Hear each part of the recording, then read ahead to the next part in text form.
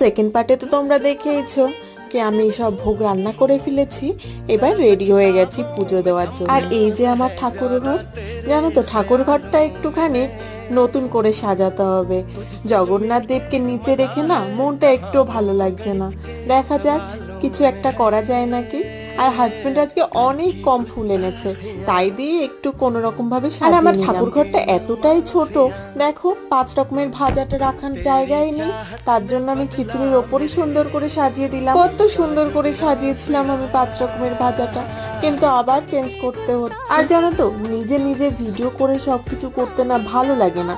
কেউ যদি একটু ভিডিওটা ধরে দেওয়ার মতো লোক থাকতো তাহলে অনেকটাই ভালো। যাই হোক, আমি তো কোনো নিয়ম জানি না, নিজের মতো নিত্যদিনের পুজো যেরকম করি সেইভাবেই পুজোটা করে নিলাম।